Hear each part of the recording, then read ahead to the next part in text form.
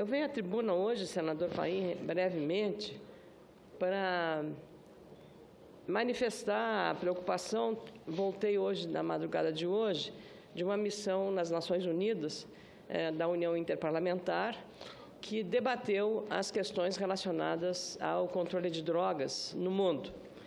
E lá se viu que este problema é um problema transnacional e que as políticas adotadas até agora fracassaram. E que a droga é tão grave o problema porque ela fragilizou instituições e que há suspeita, inclusive, de dinheiro em campanha eleitoral proveniente do tráfico de drogas. Então, esse é um problema extremamente relevante.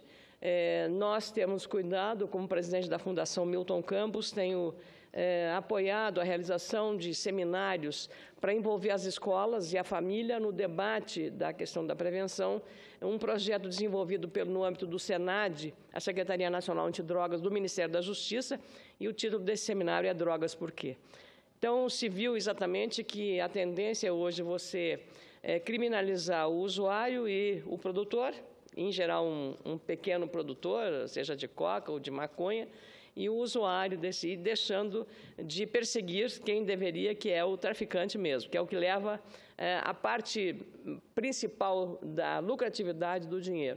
E aí é onde está esse debate posto, foi mostrado o exemplo do Uruguai, o exemplo também da Suíça em relação a esses aspectos e as outras experiências que Portugal também vem fazendo em relação à descriminalização, com resultados, na visão dessas autoridades, importantes. Também a Colômbia e o Peru, igualmente, mostraram os seus projetos nesse setor. E nos Estados Unidos, senador, na segunda e terça-feira, a imprensa especulou muito, e aí uma preocupação, senador Álvaro Dias, de que Obama poderá não autorizar a vinda da representação norte-americana para as Olimpíadas, em função de quê? Dos problemas causados pelo Zika vírus. Da mesma forma, o Quênia também, os jornais americanos, dando conta de que o Quênia, dos corredores famosos, também poderia proibir a vinda dos seus atletas para a Olimpíada do Rio de Janeiro. Se isso vier a se confirmar, será, eu diria assim, um problema grave do ponto de vista da participação de um evento dessa envergadura. Mas nós estamos devendo explicações, primeiro à população brasileira. Agora, aqui foi falado pelo senador Cristóvão Buarque, como sempre exemplar na manifestação, há 5 meses, alguns estados estão sem receber do governo federal o kit que faz exatamente os testes para a identificação da doença. E isto tem provocado, segundo o Ministério da Saúde, dificuldade na compra e na distribuição desses kits. Ora, é uma coisa elementar você fazer uma compra e distribuir. E veja os estados que não estão recebendo. São Paulo, é um estado onde o problema está extremamente vulnerável, com muitos casos em relação a receber esses kits. E outros estados da mesma forma. O governo federal diz que até o final deste mês, poderá resolver este problema. O caso Zika vírus dá bem a medida eu diria assim, falta de protagonismo, de iniciativa, de profissionalismo e de atenção em estabelecer prioridades. Prioridades com um tema que é crucial, que é a saúde pública de nosso país.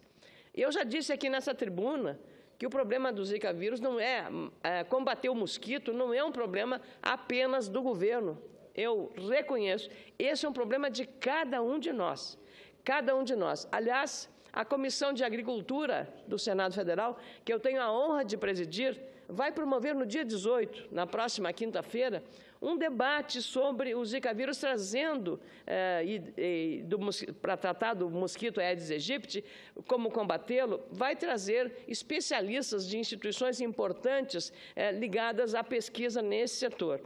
E por quê? Porque também o setor rural é onde recebe menos informações a respeito dos riscos que tem a contaminação e os criatórios do mosquito com os pneus das máquinas agrícolas, com as próprias lonas que se colocam para proteger os equipamentos, ou as sementes, ou a própria ração para o gado.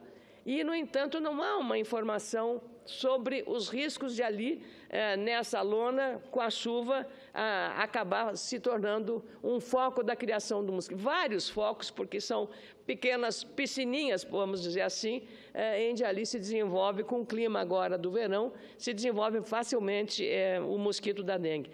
Então, é esse o motivo que nos leva, na Comissão de Agricultura, a debater essa matéria, por proposta dos senadores que fazem parte da Comissão de Agricultura, um debate extremamente oportuno e necessário. Ali também vamos saber quais as providências que deveremos tomar, as medidas mais urgentes e necessárias em relação a essas questões. Milhões de pessoas estão infectadas e o Ministério da Saúde já confirmou a 3ª morte no Brasil relacionada a esse vírus transmitido pelo mosquito Aedes aegypti, o mesmo transmissor da dengue e da febre chikungunya. A paciente era uma jovem de 20 anos, do município de Serrinha, no Rio Grande do Norte. Ela ficou internada em Natal durante 11 dias com problemas respiratórios. A morte foi em abril do ano passado, mas o resultado dos exames só saiu agora. Não é à toa, o Brasil virou caso de emergência mundial, segundo a Organização Mundial da Saúde. É o tema mais presente na imprensa dos Estados Unidos, da imprensa do mundo, dada a mobilidade das pessoas agora no verão. Muitos turistas vêm para o Brasil, aproveitando o clima quente e as chances. Hoje, o Brasil se tornou mais barato para o turista em função de um câmbio favorável, porque recebe mais reais quando faz o câmbio de dólares ou de euros para o nosso real. A prevenção depende de todos, como eu disse, evitar lixo acumulado e não deixar água parada, como o criadouro de mosquito, por exemplo, são medidas básicas para evitar o afastamento dos casos de vírus responsável pelo surto de microcefalia na região Nordeste desde o ano passado. Estamos tratando de uma situação inédita na pesquisa científica mundial.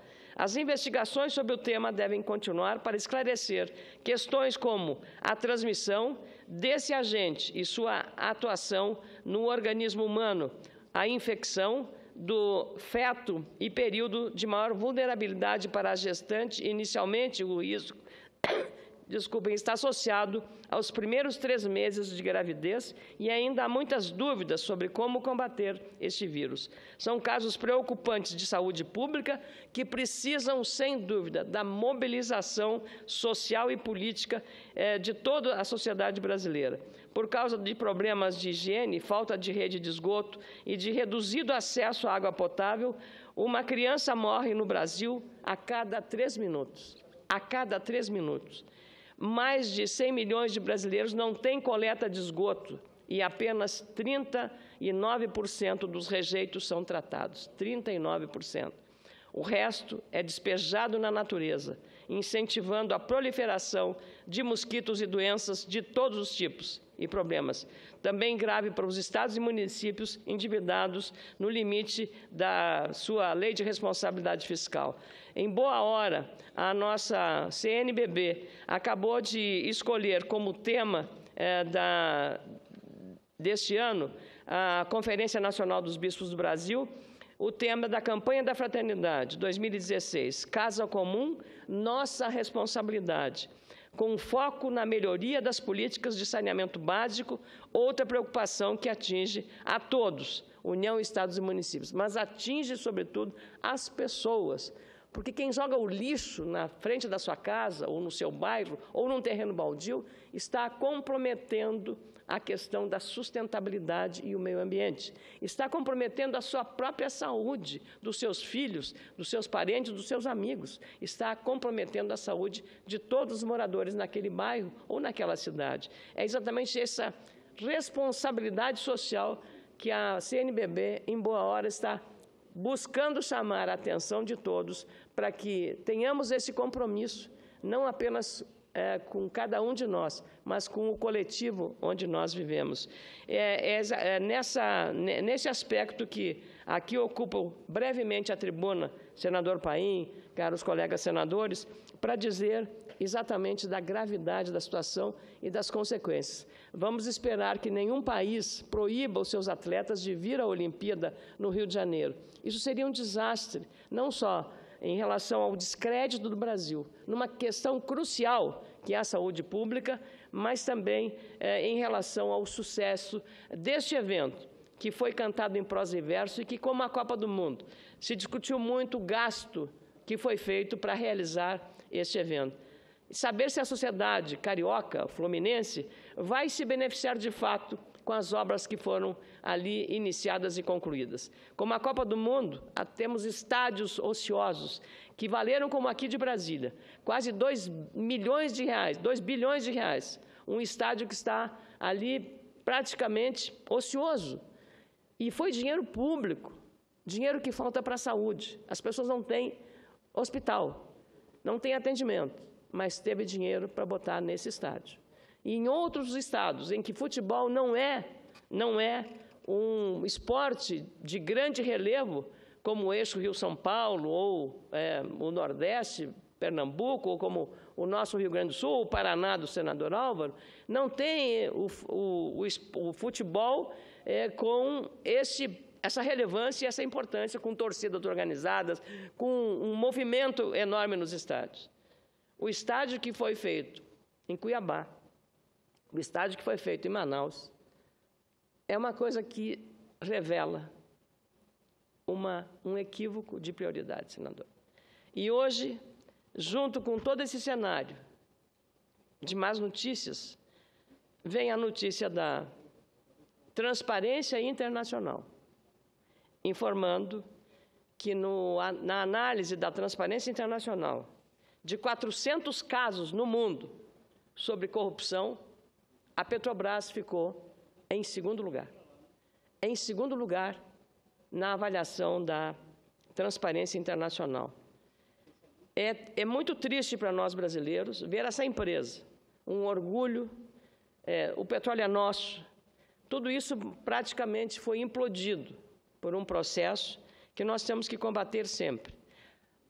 A nomeação de presidentes, de dirigentes dessas empresas estatais deveria ser em nome do interesse nacional, em nome do interesse público, e não em nome do interesse de partidos políticos.